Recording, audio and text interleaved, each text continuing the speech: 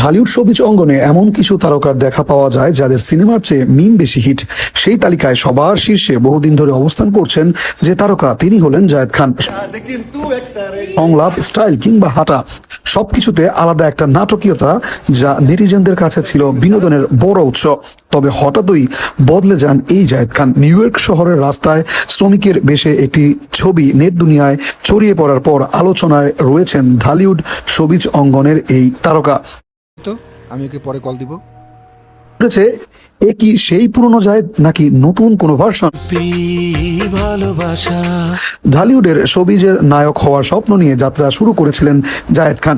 সিনেমার পোস্টারে তিনি সবসময় ছিলেন ফুল প্যাকেজ হিরো, চকচকে পোশাক, কড়া লুক, আত্মবিশ্বাসে টইটুম্বর। কিন্তু বাংলা চলচ্চিত্র প্রেমী দর্শকদের কাছে এই হিরোর কাছে কোথায় যেন অভিনয়ের ঘাটতি রয়েছে।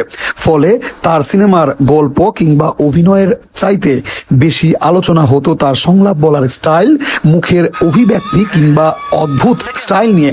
তার লুকিং এ ছিল অদ্ভুত স্টাইল, তার পাশাপাশি অতিরিক্ত আমি হিরো হিরো ভাব। সব মিলে দর্শকদের একটা অংশের কাছে বিষয়টা ওভারডোজ মনে হতো। ঠিক এমন সময় তার ভিন্ন রূপ সামাজিক যোগাযোগ মাধ্যমে ভাইরাল হয়, আর ছবি দেখে অনেকে ভাবছেন এটা কি সত্যি জায়েদ খান। পরবর্তী জানা যায় ছবিটি আমেরিকা ড্রিম নামক একটি স্বল্পদৈর্ঘ্য চলচ্চিত্রের দৃশ্য। মাত্র 2.5 মিনিটের এই দৃশ্যে একেবারেই সাধারণ প্রবাসী বাঙালি চরিত্রে দেখা গেছে জায়েদ খানকে। তবে মজার ব্যাপার হলো যে তারকাকে তার অভিনয়ের জন্য ট্রল করা হতো, সে এখন অভিনয়ের মধ্যেই হলেন প্রশংসিত।